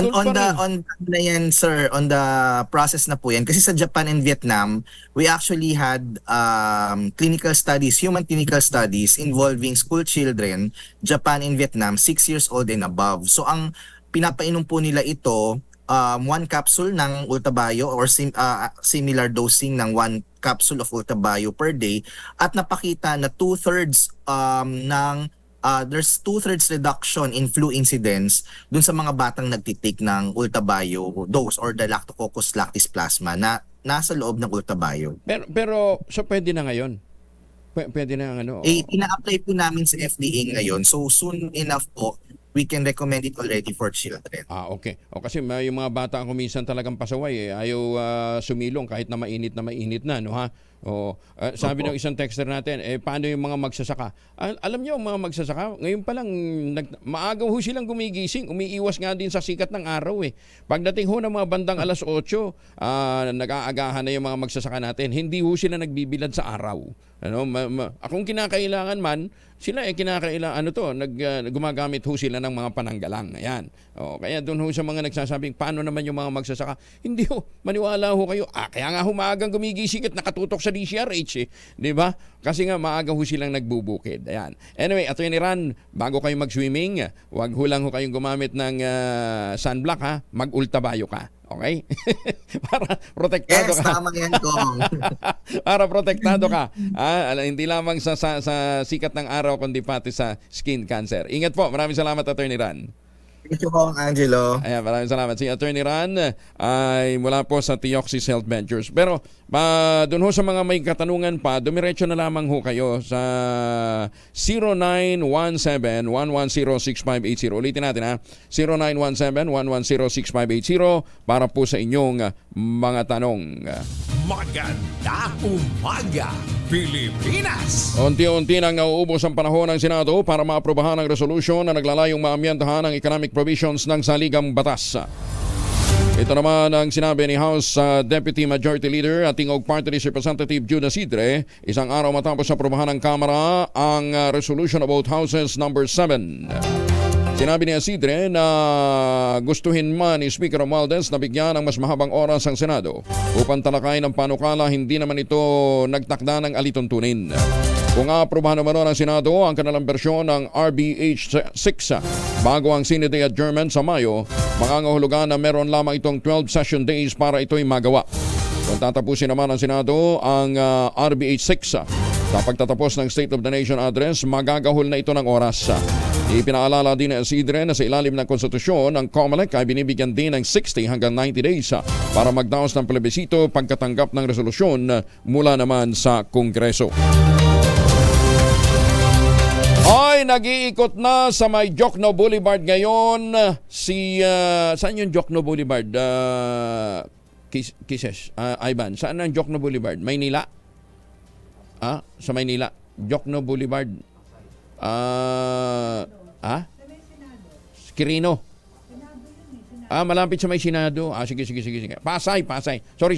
Pasay pala. Nasa may Jokno Boulevard ngayon sa Pasay si Sherwin Alparo. Lakasan nyo na yung radyo nyo para matsyempohan kayo ni Sherwin. Samantala, ipadadala ng Kamara de Representantes sa Senado ang inaprobahang resolusyon na naglalayong amyendahan ng konstitusyon o panukalang pagbawi sa prangkisa ng Kongreso na ibinigay ng Kongreso sa Suara Sug Media Corporation na nag-ooperate bilang Sunshine Media Network International. Matapos abrahan sa katlo at huling pagpasa ang Resolution of both Houses number 7 at House Bill number 9710, naghain ng motion si Deputy Majority Leader at Isabela 6th District Representative Faustino Inodi na ipadala na ang mga ito sa Senado. Walang tumutol sa mosyon na inaprobahan ni Deputy Speaker at TUCP Party List Representative Raymond Democrito Mendoza na siyang presiding officer ng sesyon. Ang RBH number 7 ay halos walang pagkakaiba sa RBH number 6 na kasalukuyang tinatalakay naman ng Senado. Bagong balita, bagong impormasyon, kasama si Kuyang Angelo Palmones. Magandang umaga, Pilipinas! Magandang umaga sa mga taga-Zambales, 22 makalipas ang alas 5. Sa alas 5 na umaga. Makinig maigi dahil baka nasa area mo ngayon ang swerte. Pwede ka magpadikit ng DZRH sticker at pwede ka ring manalo ng 1,000 pesos sa DZRH Mas Malakas ang Dikit Stickering Promo. Alamin na ang location ng ating roaming team. Ayan, nandyan nga po sa Jokno Boulevard si Sherwin Alparo. Magpunta po dito sa kanyang location Magpadikit po kayo ng DZRH sticker. Ito po yung nandyan sa may Diwata Pares, sa may tulay ng papuntang MOA, sa may Senado. Para madali ho ninyo ang 1,000 pesos at grocery mula po sa DZRH. Ando na ba si Sherwin? Ando na. Sherwin, may nahuli na? Wala pa. Nanguhuli pa lang. Sige. Swerte. Pabilisan to Pabilisan to kung sino hong unang makakapunta. Diyan po sa may tapat po ng Diwata Pares. Latang chichibog lang to si... Sige. Puntahan nyo na doon para makahuli na si paunahan kung sino yung mauunang makapunta doon, makakadaan din ng premyo. Magandang umaga, Pilipinas! Natapos na ng Kamara de Representantes ang homework nito upang tulungan ang Pangulong Ferdinand Bongbong Marcos sa mapabuti ang kalagayan ng mga Pilipino. Ito naman ang sinabi ni Speaker Romualdez sa kanyang talumpatoy bago mag-adjourn ang sesyon ng Kongreso para sa Holy Week break. Ayon sa Speaker, natapos ng Kamara ang lahat ng panukala na hinihiling ng Legislative Executive Development Advisory Council o LEDAC at ang Pangulong Marcos sa State of the Nation address nito noong July 2023. Muli ring ignitin ni Speaker Romualdez na ang pagdanais ng Kamara na tulungan ang vulnerable sector ng ating lipunan. Pinasalamatan ni Speaker Romualdez ang mayorya ng ganyan din ang minority at mga sekretarya ng Kamara dahil sa impressive performance ng kapulungan. Ayan, basta paunahan yung punta nyo kay Sherwin. Paunahan, nandun na ho siya sa location. Hindi ko lang alam kung si Sherwin Alparo mamimigay din ng tangerine chocolate. Ang tangerine chocolate po naman ay produkto ng mga magnaniyog dyan po sa lalawigan ng Quezon. Sa tulong nga po ni Dr. Helen Tan, ito pong mga magnaniyog na dati umaasa sa Copra. Ngayon, mga MSMEs na. Congratulations Sila po ay nagtanim ho ng kakao sa ilalim po ng mga nyugan. Sa tulong po ni Dr. Helen Tan, yung mga magagandang planting material ng kakao, hinakot galing Davao. At yung pong itananim nila sa ilalim ng mga nyugan. Kaya ngayon, nagpo-produce sila ng dekalidad na cacao beans. Pero syempre, hindi tumigil ho doon si Dr. Helen Tan. Pre-process pa yan para maging chocolate. Ayan. Kaya ang brand ng tsokolate ng mga magdiniyog dyan po sa lalawigan ng Quezon ay Tangerine Chocolate. Available sa 0919-095-5935. Ang mahigit 10 variants ng Tangerine Chocolate, pwede ho niyo i-check sa tangerinechocolate.ph. Ano? Para malaman ho niyo yung mga available. Pero mga ginamit na raw material dyan, ha? Ani din po ng mga magsasaka. Sabi nga po ni Dr. Helen Ten, sino bang magmamalasakit sa Pilipino kundi kapwa Pilipino? Kaya tangkilikin po natin ang gawang atin. Umaga, Pilipinas! 5:29 ang oras sa buong Kapuluan. Ang tabayanan po ninyo, nag-iikot nga si Sherwin Alparo. Pero ito, 18,000 ang naghihintay na premyo sa Mahiwagang Tunog. Mahiwagang Tunog! Ayan, ganyan ho kasimple yung ating Mahiwagang Tunog. Wala man lang kahaba-haba ng konti. Ano, ha? Hindi nyo man lang dinagdagan pa ng konti. Talagang tugtog. Ayan, ha? Halatang may bumagsak lang. Inihulog ang prinsipyo ng physics. Ano? Sige, ulitin daw, sabi ni Engineer Het. Ayan, solid na solid ang tunog saan tumama at ano yung tinamaan. Yung isang item, sabi ko nga sa inyo, karton. Karton. Para yung pinaglalagyan ng shield bath soap. Ayan. Ang mga produkto po ng ACS, di ba? Pagka tinatransport yan, nilalagay sa karton. Ganun, karton. Klaro. Ano yung pangalawang item? Ginagamit din yan sa mga negosyo. Madalas na nakikita. Bihira sa bahay. Pero sa mga grocery stores, basta mga tawag dito, department store, yan basta sa mga store, yan. Madalas din ho nakikita yan.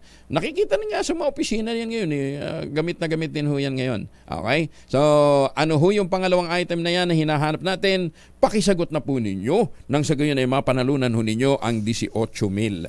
At na rin ho tayong maipamigay ito nakakapanghinayang, hindi ho ninyo napapanalunan Ayan Ang inyo pong mga sagot, ipapadala po ninyo sa 0919-282-6485. Bagong balita, bagong impormasyon. Kasama si Kuyang Angelo Palmones. Magandang umaga, Pilipinas!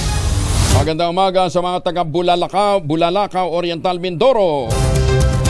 Hoy, sa mga taga Las Vegas, Nevada, kumusta na po kayo? Nagbitiw ang isang pangulo matapos ang mahigit isang taon dahil lamang sa mga alegasyon ng korupsyon. Nag-resign ang naturang presidente dahil sa paglabag nito sa mga party rules na nakakaapekto sa mga pagkukulang nito o nakakaapekto ito sa mga opinyon ng publiko ganyan din sa reputasyon ng partido. Ang tinutukoy po nating nagbitiw ay ang Pangulo ng Vietnam na si Vo Van Tong matapos ang isang taon nitong pananungkulan pa lamang. Ang 53 anyos na si Tong ang pinakabatang naging Pangulo ng Vietnam at nang may pinakamaitling paghawak sa posisyon. Matatandaan na nagbitiw rin ang kanyang predecessor na si Nguyen Xuan Phuc noong 2023 matapos naman ang 2 taon kasunod ang pagkakasangkot nito sa corruption scandal. Para naman sa ilang analyst, nakabambahala ang ganitong senyales para sa political stability ng Vietnam na malaki ang papel sa kompetisyon ng Amerika at ng China. Buti din sa kanila, no? Pagka nasasabit sa mga ganitong klase ng mga intriga, resign! Sa Pilipinas, may report si Edwin Duque.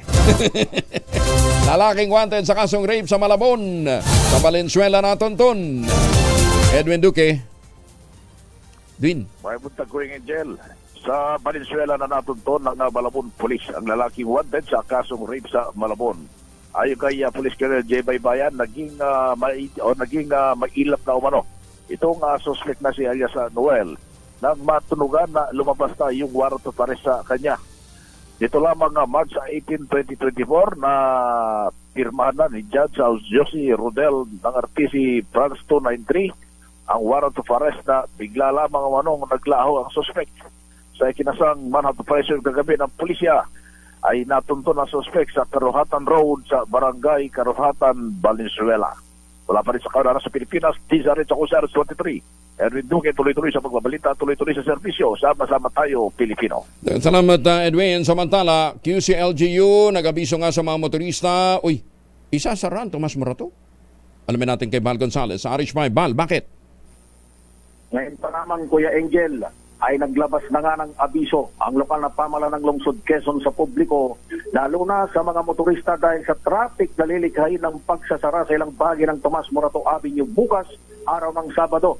Ito, Kuya Angel, ay dahil sa gaganaping huling sigwada ng pagdiriwang para sa International Women's Day. Ayon sa Quezon City LGU, wala alas 2:30 ng hapon bukas hanggang alas 9 na ng gabi magtatagal ang gaganaping event na ito at dadaluhan ng libo-libong mga kababaihan at mga sumusuporta sa women's right.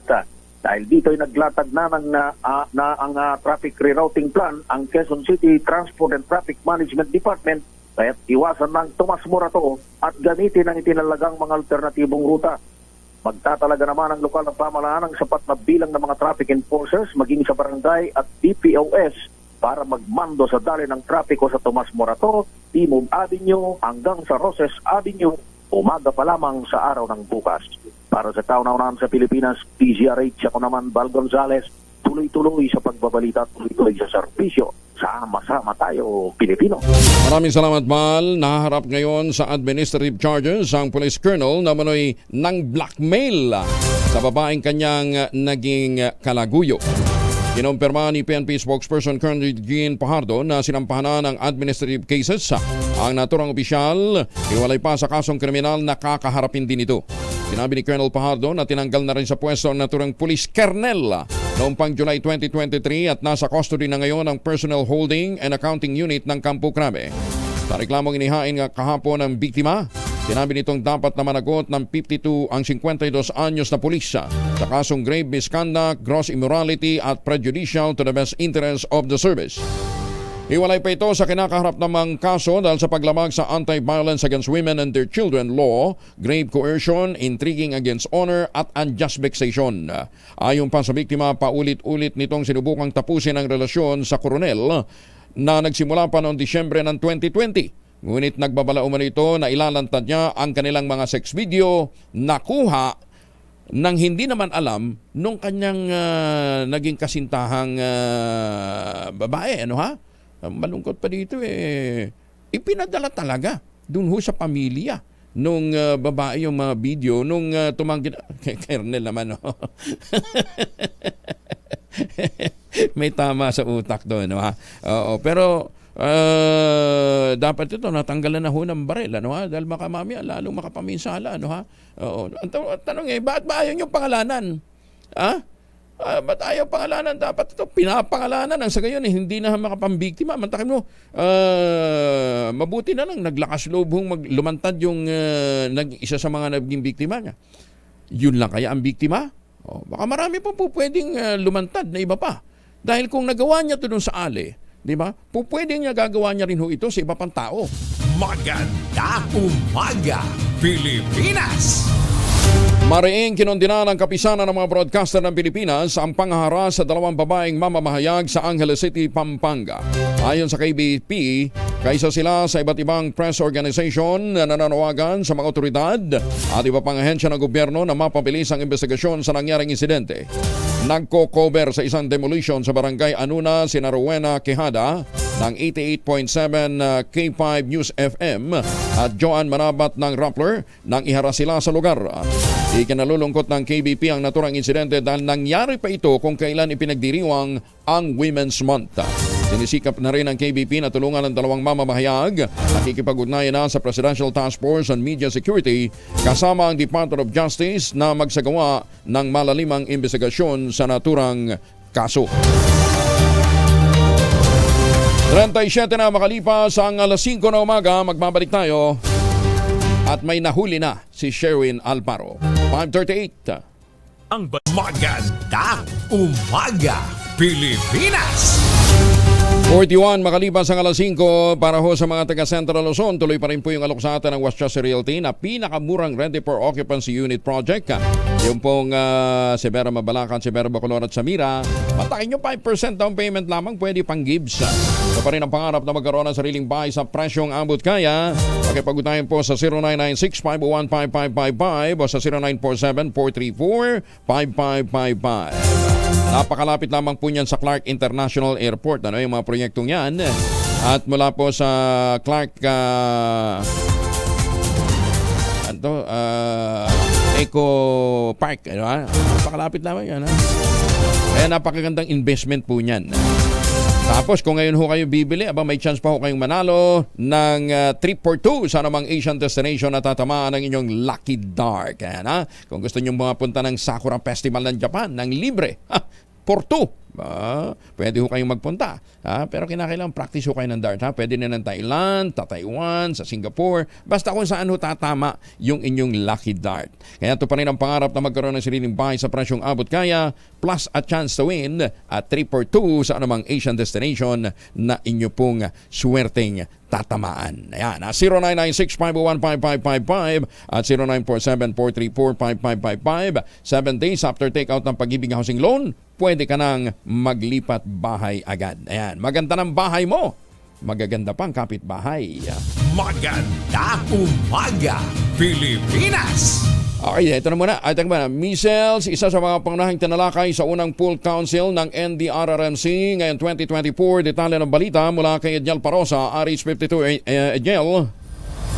Kaya Angel, hindi lang mga kalamidad, kundi tinalakay rin ang sakit na measles sa unang full council meeting ng National Disaster Risk Reduction and Management Council ngayong taon. Iprinisentan Health Secretary Ted Herbosa sa konseho na pinangunahan ni Defense Secretary Gilbert Chodoro ang national measles situation na kabilang sa mga pangunahing suliranin umano ngayon sa bansa. Umapilas Herbosa sa MDRRMC na suportahan ang mobilisasyon ng bakuna, partikular na sa mga apektadong rehiyon gaya ngayon ng Bangsamoro area. Inatasan naman ni Secretary Gibo ang MDRMC na magsagawa ng kaukulang information destination para bilang pag-alalay. Sinabanggit na crucial concern ng DOH. Sa iba namang usapin, pinagtulungan din sa konseho ang pagplantsa sa early warning system protocol para sa mga baha at landslide kahit papasok pa lang ang bansa sa summer season. Nakatanggap ng unanimous approval ang ipinakitang National Disaster Response Plan ng Department of Social Welfare and Development. Para sa kaunaunan sa Pilipinas DZRH, ito si Edniel Parosa. Tuloy-tuloy sa pagbabalita, tuloy-tuloy sa serbisyo. Sama-sama tayo, Pilipino. Maraming salamat, Edniel. Samantala, eto na si Sherwin. Makinig maigi dahil baka nasa area mo ngayon ang swerte. Pwede ka magpadikit ng DZRH sticker at pwede ka ring manalo ng 1,000 pesos sa DZRH Mas Malakas ang Dikit Stickering Promo. Alamin na ang location ng ating roving team.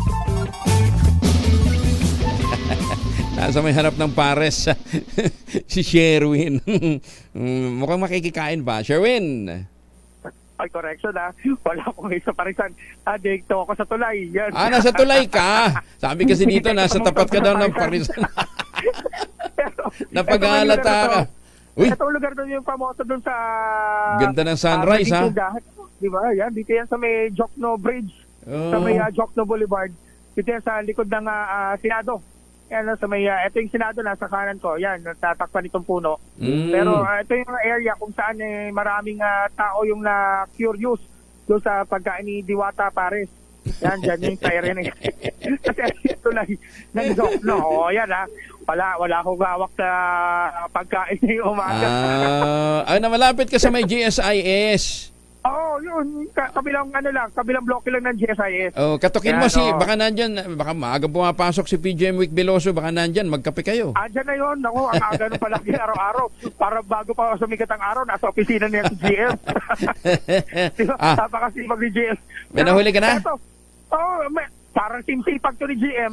Itong may-ari ng BS Aquino Taxi Transportation na yan. Si BS Aquino Taxi Driver. Eto, kuya, magandang umaga, pangalan mo? Rudy Tahil. Si Kuya Rudy Tahil. Kayo naka-tune in sa DZRH kanina pa. Opo, kay, Palmones. Palmones. Angelo Palmones. Angelo Palmones. Anong pangalan ni Kuya? Sherwin, anong pangalan? Rudy. Rudy Hill. Rudy Tahil.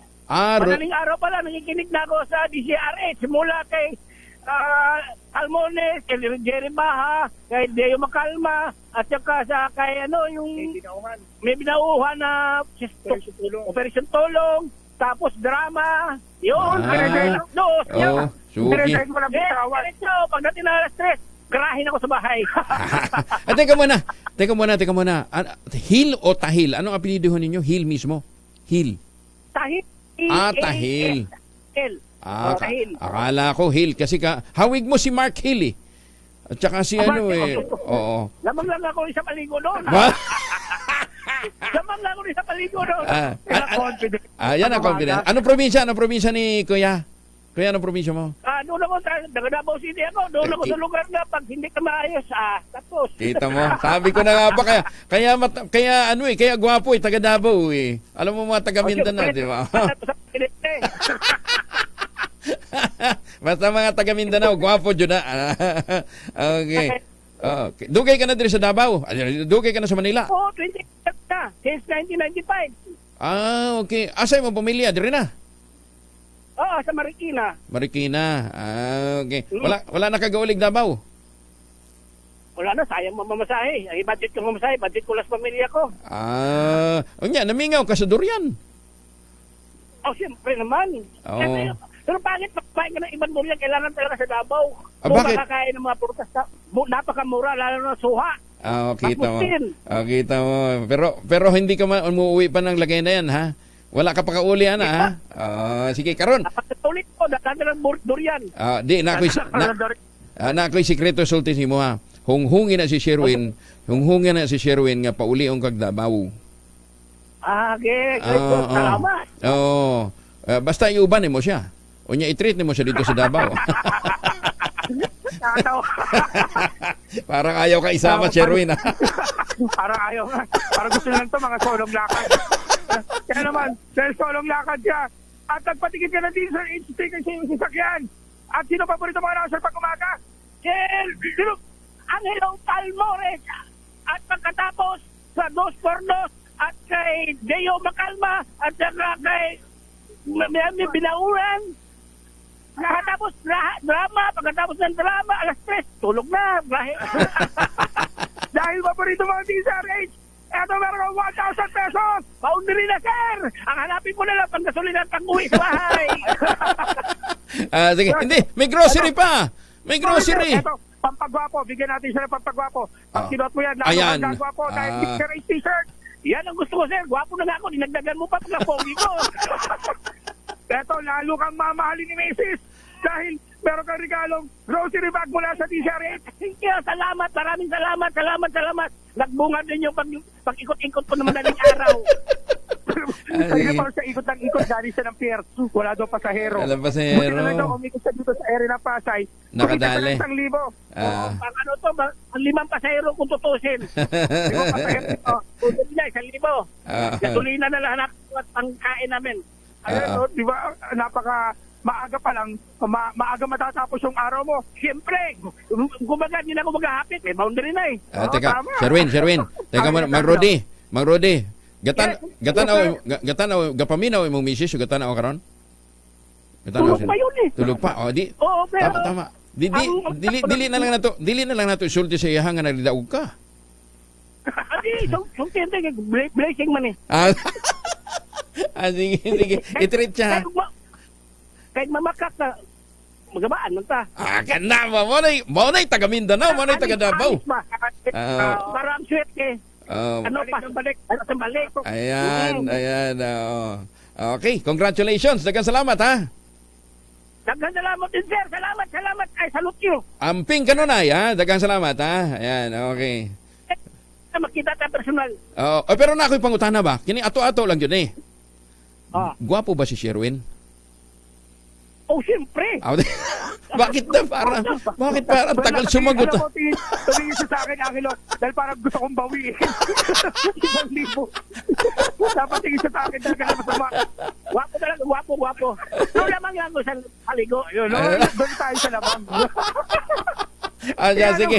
Sa mga gustong lumamang, baka pwede kayo lang manalo ng 1,000 pesos sa DZRH stickering promo. Pagpunta lamang sa ating susunod na location, magpatigit ng DZRH stickers at manalo ng 1,000 saka grocery bag mula sa DZRH.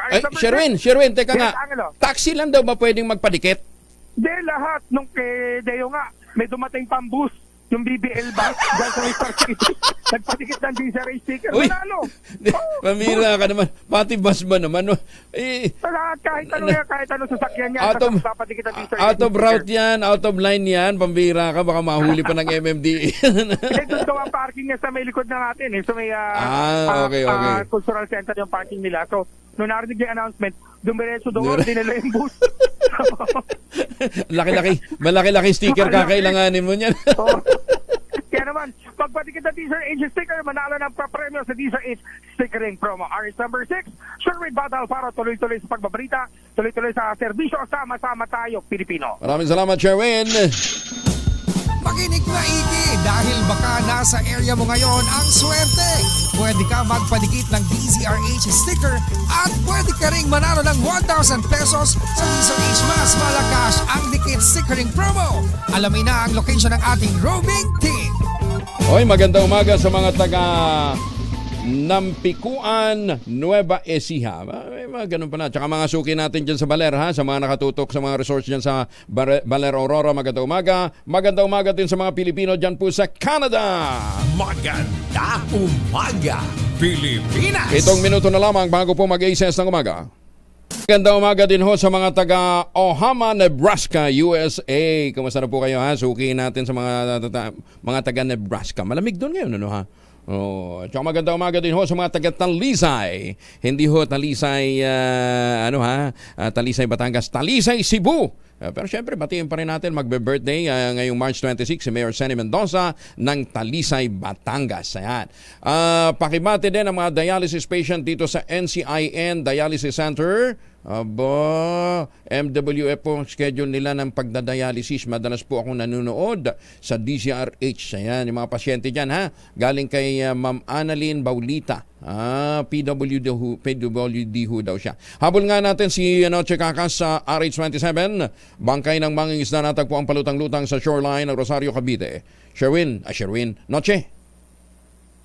Kaya nga, Angel, natagpuan nga palutang-lutang ang bangkay ng mangingisda sa baybayin ng barangay Muson 2 sa bayan ng Rosario, Cavite. Kinilala ang life vest body ng fisherman na si Jesus Banares, 67 anyos, isang barangay tanod na si Edwin Murata ang tumawag sa pulisya. Sa kanyang salaysay, napansin niya ang biktima na nakalutang. Dito na siya humingi ng assistance mula sa barangay para maiahon ang katawan ng biktima. Sa salaysay naman ng pamilya ng biktima, pumalaot umano ito para mangisda. Ngunit hindi na umano ito nakauwi sa kanila na pinaghinalaang inatake ng sakit na asma. Tumanggi naman ang pamilya na ipa-autopsy ang bangkay. Mula sa Pilipinas, DZRH. Ako si Noche Kakas, tuloy sa pagbabalita, tuloy-tuloy sa serbisyo. Sama-sama tayo, Pilipino. Dagang salamat, Noche, and with that, 2 minuto na lamang, -2 bago mag 2x2 ko yung Angel Angelo Palmono sa giiwan ho sa inyo na isang magandang umaga. Maraming salamat sa inyo walang sawang pagsubaybay, pakikinig at pagtitiwala. Magtanim ng kawayan para sa kalikasan at kabuhayan. Ang ating quote of the day ngayong araw na ito ay mula po kay Albert Einstein. Ang sabi niya, "A clever person solves a problem. A wise person avoid it." O nga naman. Pagka may mga, napanood nyo yung video, yung viral video ngayon, na nakigit-gitan sa sasakyan na ginawa ng lokong nakamotorsiklo. Tinusok ng ice pick yung gulong ng sasakyan. O ngayon, dinatonton siya. Akala mo, hindi ka makukunan ng Kung may ganyan mga problema at kaya namang iwasan nyo na. Para walang road rage. 2x2 in just a while. Happy weekend! 1 minuto na lamang bago po mag-alas 6 ng umaga.